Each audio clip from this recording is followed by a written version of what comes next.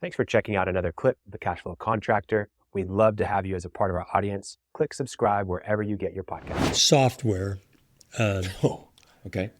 I mean, seriously, if people are like me, I have people at various levels of startup to mature businesses. Talked with Jeff Finney yesterday for an hour, and I want to talk about a guy who's not only on top of it, he's light years ahead of everybody, and just because of who he is. Right. We've got that all the way back down to people who really are working with aluminum clipboards and don't keep books, right? Yellow legal pads. Mm-hmm. But there are all these areas, and I really want to bring it up another time, but all the areas you can use software, like what I've written down, like for estimating and bidding, for project management, for accounting and bookkeeping, same thing, for time tracking and payroll, for the pay for performance stuff where we use software to benefit people and incentivize them, CRM stuff, right? Customer relationship management, where you, I know we use them different ways, but where you have a process flow, a workflow for leads, and then that workflow jumps over to project management and continues, right? Inventory and equipment maintenance, right? Yeah. Document drawings and, like cabinet makers, Mosaic and Cabinet Vision and Moralware. I mean, specialty softwares for production, doing what you do. Safety and compliance, safety tracking, OSHA. How do you? One thing I'm going to ask every listener right now is, how's your OSHA Form 300? And if you don't know what that is, you need to get on the internet and see what that is and get one, right? That means that's the first, most fundamental, basic sign of paying attention to OSHA. Yeah. There are ERP softwares that seek to do everything, right? One software that does everything from managing your customers to bidding to project management to accounts payable and accounts receivable and HR management and IT itself and leadership stuff and calendars and just like, which I don't have. Jeff has one that he wrote himself. By the way, he no longer uses Trello. It's completely gone. Yeah, I know. He's all ERP. Yeah. Well, he had an ERP with Trello. Yeah, but he's more sophisticated. Yeah, he's using in the Google world.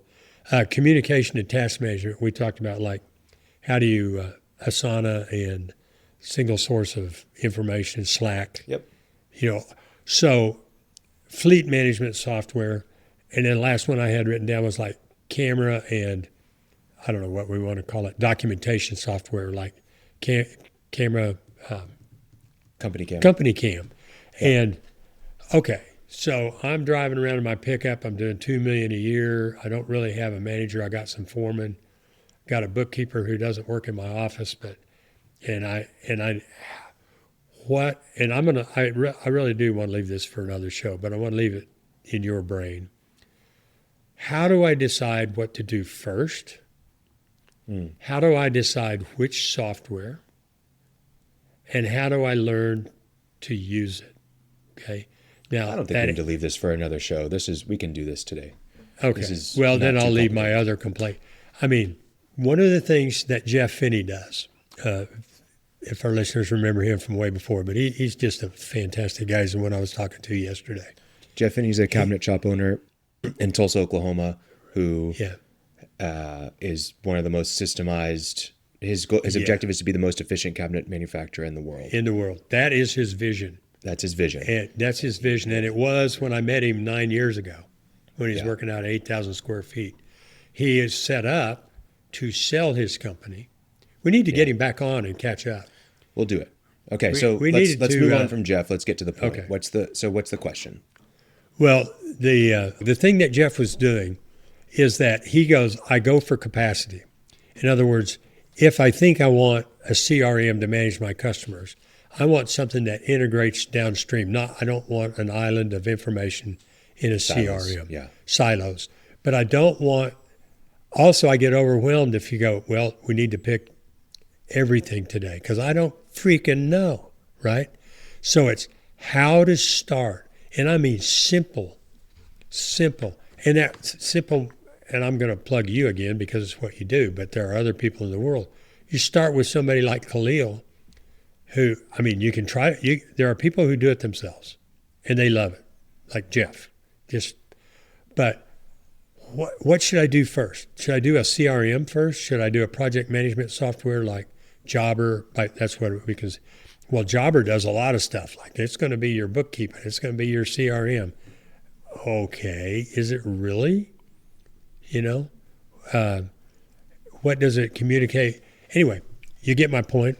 There are all of these places, and a guy like me, I mean, I'm a coach, and mostly what I've relegated myself to do, I'm not trying to learn the sophomores anymore. There's just 5 guys walk in here, there's 5 different project management softwares. Mm-hmm. But I do say you need a system, and it needs to be able to do this. Yeah. So you often talk about the 4 areas of business: guiding the business, getting the business, doing the business, and administrating the business. But I want to talk about 4 things that I think, and that fall in line with that, but 4 things that I think that you have to do from day one as a business owner. You got to close deals, right? You've got to execute the projects. You've got to hit your numbers on those projects, and you've got to lead your team. That's what you have to do. Different way of saying exactly what you said, but a little bit easier for people to understand sometimes in terms of what I might need software for. You don't need software for any of those things. You don't. You can go knock doors. You can have people sign a physical piece of paper. You can collect a paper check. You can show up with the materials. You can do the job with a hammer. You can look at your bank account, and you can, call your guys on the phone and talk to them in face-to-face, right? You don't need software for any of those things. Does software help? Yes. It would be helpful to have an email so that you can email your customers a receipt, so that you can schedule the time of installation, whatever it is, right? We all understand that there's efficiencies gained by software, but it's not absolutely necessary. If you're not doing any revenue right now, don't buy any software. You don't need it. Maybe get a Gmail account, but it's free, right? But just go do the job. Go close deals. That's the most important thing. Without closing deals, you don't have projects to execute, you don't have numbers to hit, and you don't have a team to lead, right? So that's the first thing. Go close deals, and you don't need software to do that, right? Then once you start closing deals, you have to execute the projects. Otherwise, you're not going to be closing any more deals. Otherwise, you're not going to be able to hit your numbers. Otherwise, you're not going to be able to afford a team to lead, right? So you have to close deals, and then you have to execute the projects. Then you need to make sure you're hitting your numbers. Otherwise, you're going to go out of business, right? If you don't hit your numbers, see ya, right? Maybe not today, but eventually you'll do terrible. Then if you can't lead your team, if you can't hire effectively, if you can't keep people effectively, if you can't help direct them and do the project well, eventually you won't be able to close deals, you won't be able to execute projects, and you won't be able to hit your numbers, right? So we understand how all that works. What software do I start with? It's really important for you to understand where your constraints are out of those 4 things, right? Is it the Toyota way? What's the book? You've probably read it. The Toyota, is it the Toyota way? There's the Toyota way. There is one, the Toyota way. Yeah. Yeah. Basically, Toyota is always thinking about where the constraint is in the manufacturing process. Right. Mm-hmm. As a small business owner, you have to think about what your constraint is. What is our constraint today? That might be that we're not closing enough deals, right?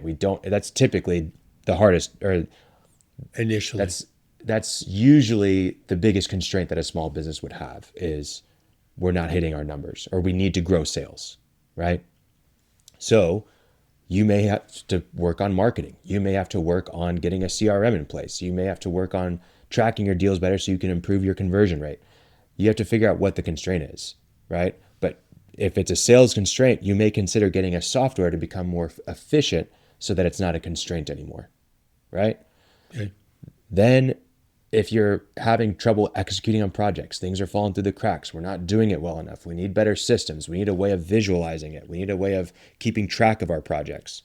Maybe that's where a project management software would come in place and help you streamline, become more efficient, but also become more organized around executing projects. I think you get the point. Hitting your numbers, you need to track your project costs. It might be beneficial to have some sort of software for tracking costs. Leading your team, if you're not doing a good job of leading your team, maybe software can help with that. And you have some workplace communication tools that will help you to talk more frequently and to manage the team more effectively, right? Maybe it's about hiring, and so you need an applicant tracking software so you can better post jobs to different job boards and get more applicants in the door. You need better onboarding processes, or you need a benefits management system where you can track your insurance for your employees and your 401k and all that kind of stuff, right? But figuring out what your constraint is where you start. Thanks for checking out a clip from the Cashflow Contractor. We have full episodes where we go deep on topics that help you grow a construction business that runs without you, so you can have less stress, more time, more money. Now, we've got other videos, other clips, but if you want to check out the full episode for this clip, you can click wherever our editor put it. It might be here, it might be there, it might be over my face, I don't know. But thank you for checking us out. We'd love to have you as a part of our audience. So subscribe or check out a full episode wherever you get podcasts.